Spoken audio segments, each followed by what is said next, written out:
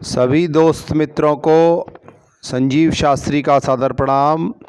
दोस्तों, आज का राजयोग की सीरीज़ में मेरा विषय है कन्या लग्न में प्रबल राजयोग कारक ग्रह। कन्या राशि के लोग बहुत ही बुद्धिमान होते हैं मित्रों। इनका जो दिमाग होता है वह कंप्यूटर से भी तेज होता है, क्योंकि बुध ग्रह के स्वामित्व के कारण ये व्यवहार कुशल होते हैं और ये पूरी कोशिश करते हैं कि किसी भी कार्य में किसी भी प्रकार की कोई त्रुटि ना हो, कोई गलती ना हो। इनको एक अच्छे साइंटिस्ट की भांति माना जा सकता है।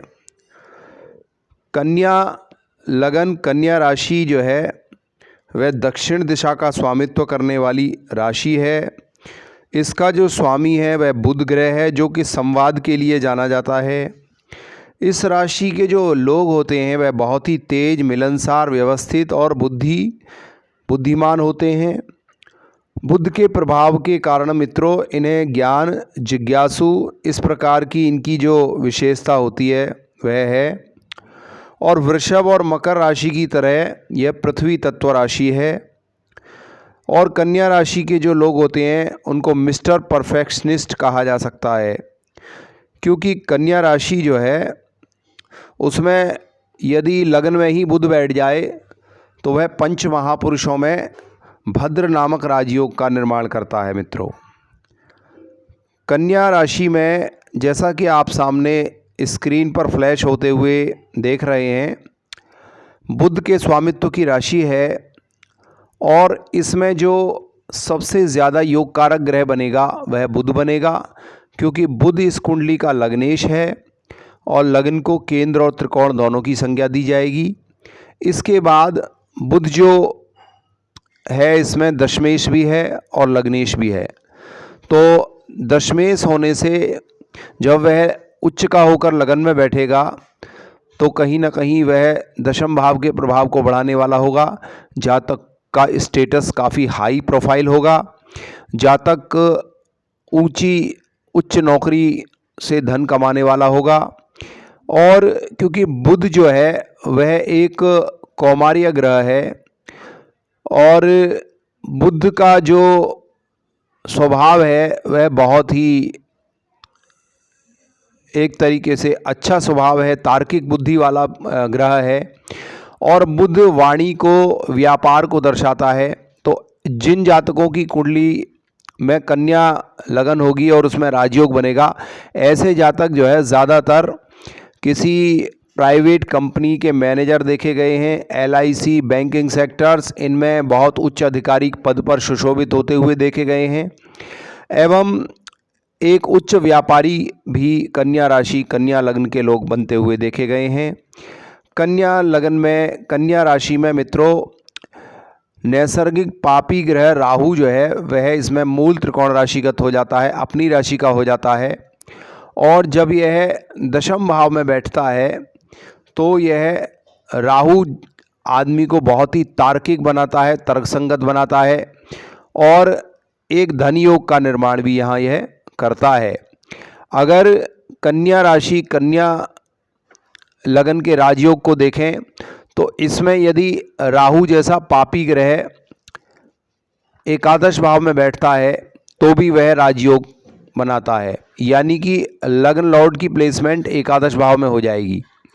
हमारे बहुत ही सुप्रसिद्ध खिलाड़ी महेंद्र सिंह धोनी जी की कुंडली में यह योग है और महेंद्र सिंह धोनी जी की कुंडली में एकादश भाव में राहु है, कर्क राशि में। तो जब इन पर राहु की महादशा आई है तो इन्होंने बहुत प्रोग्रेस की है, वर्ल्ड कप जीता है और भी कई प्रकार की उपलब्धियां और कई प्रकार के अवार्ड इन्होंने राहु की महादशा में प्राप्त किए हैं। क्योंकि कन्या लग्न जो है वह राहु की अपनी लगन है, अपनी राशि है। और यहाँ अगर राहु दशम या एकादश भाव में बैठता है तो यह एक कमाल की कॉम्बिनेशन को दर्शाता है। राहु जिसके दस में, दुनिया उसके बस में। मित्रों, अगर कन्या लग्न हो, कन्या राशि हो और राहु दशम भाव में हो और बुध भी कहीं केंद्र अथवा त्रिकोण में बैठ जाए तो यह अपने आप में एक बहुत ही परफेक्ट राजयोग का निर्माण होता है। दूसरा जो राजयोग कारक यहाँ ग्रह बनेगा वह शनि बनेगा। हालांकि शनि यहाँ पर पंचम त्रिकोण का मालिक होने के साथ साथ षष्ठेश भी है, लेकिन क्योंकि उसकी साधारण राशि पंचम भाव में पड़ेगी, तो यदि वह पंचमेश होकर वृषभ राशि में नवम भाव में बैठ जाए या मिथुन राशि का होकर दशम में बैठेगा तो भी केंद्र त्रिकोण बनाएगा। इसके बाद यदि वह लग्न में ही कन्या राशि का होकर बैठेगा तो भी वह केंद्र त्रिकोण राजयोग बनाएगा। तो इस प्रकार से यदि लग्न में ही कन्या राशि में शनि और बुध की युति संबंध बन जाए तो भी यह कन्या राशि वालों के लिए राजयोग कारक होगा।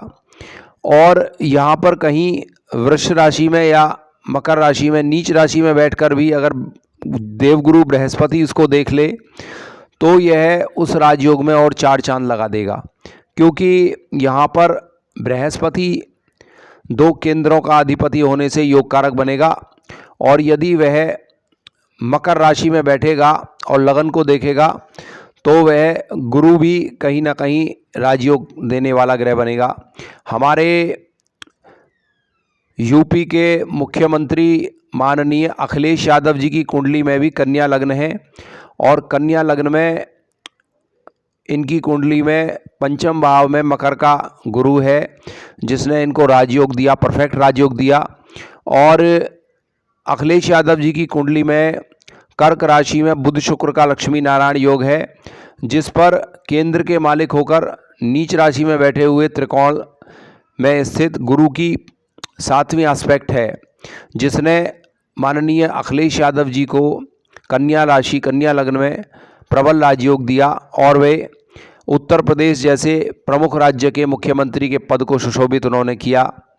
तो मित्रों, कन्या राशि और कन्या लग्न में यदि बुध एकादश भाव में बैठ जाए और शुक्र एकादश भाव में बैठ जाए, क्योंकि यहाँ पर बुध लग्नेश होकर लाभ स्थान में होगा और शुक्र जो है वह भाग्येश होकर लाभ स्थान में होगा, तो लग्नेश और भाग्येश की जो युति एकादश भाव में होगी वह भी परफेक्ट राजयोग बनाएगी।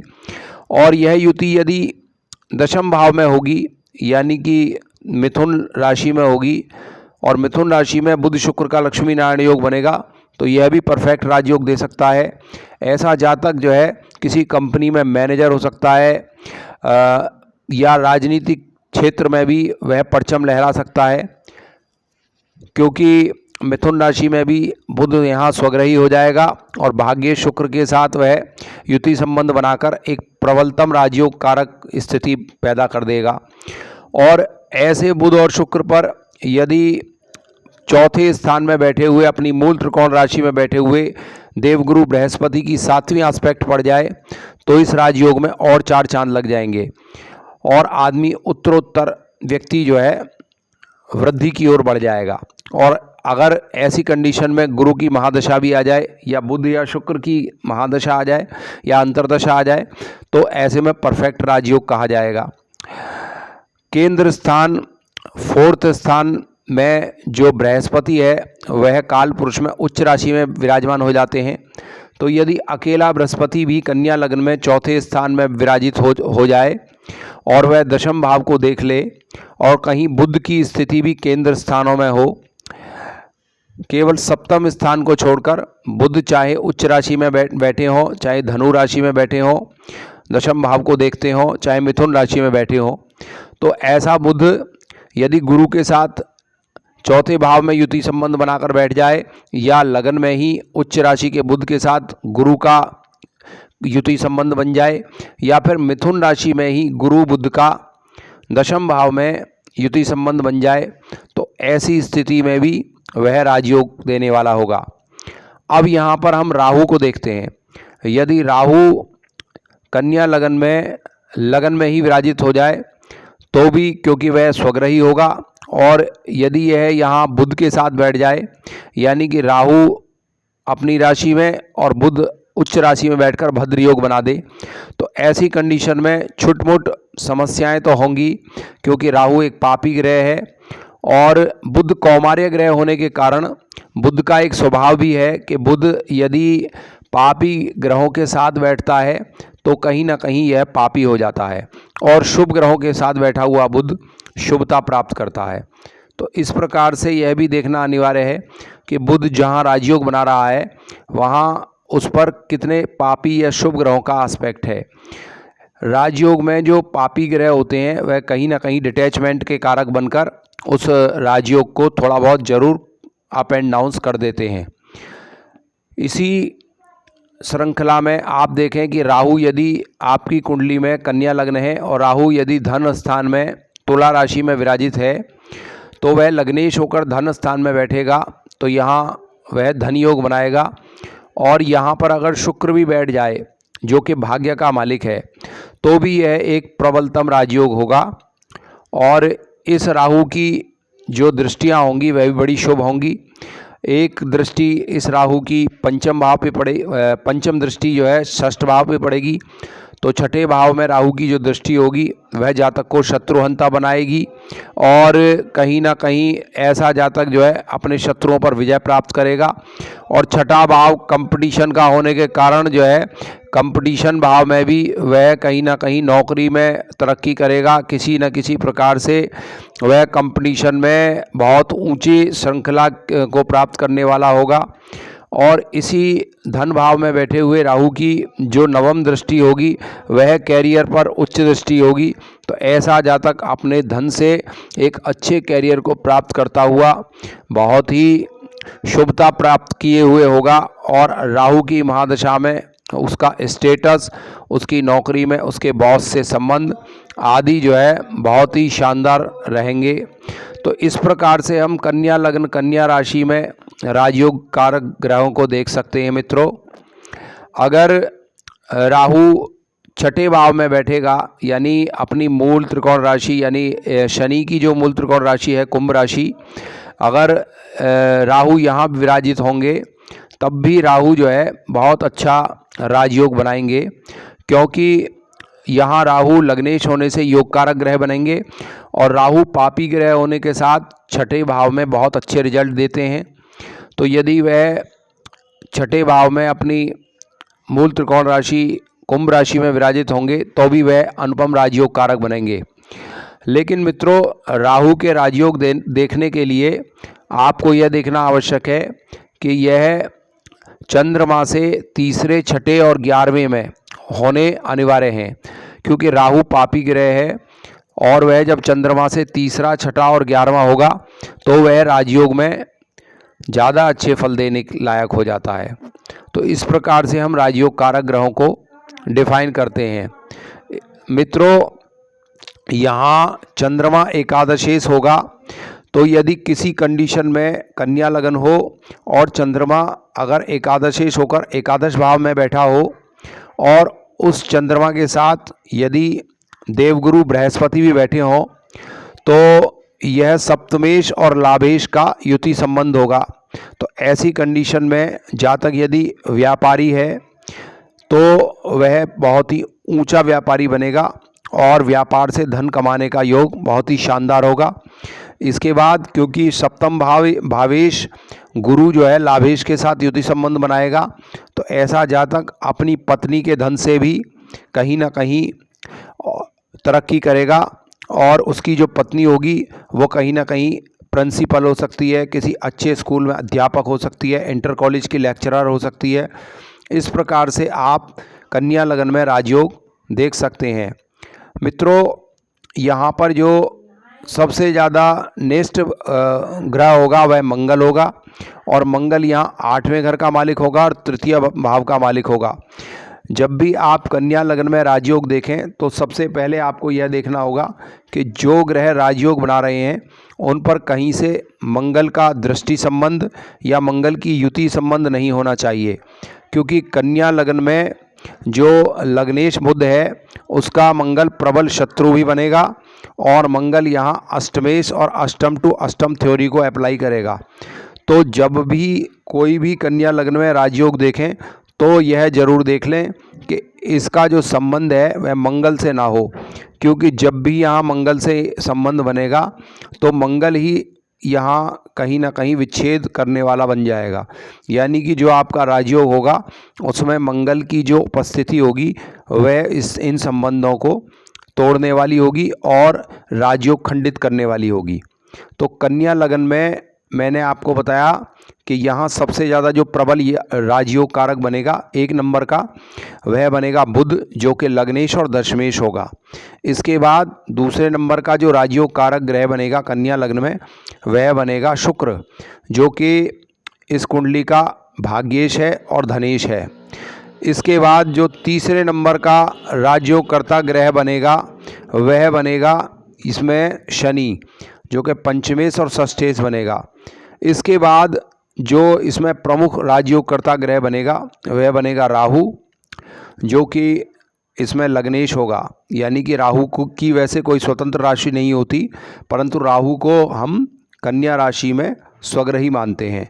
इस प्रकार से राहु यहाँ पर यदि लग्न में, धन में, छठे भाव में, पंचम भाव में बैठा हुआ राहु भी यहाँ योग कारक बनेगा, और नवम और दशम और एकादश इन भावों में बैठे हुए राहु को यहाँ राजयोगकर्ता माना जाएगा।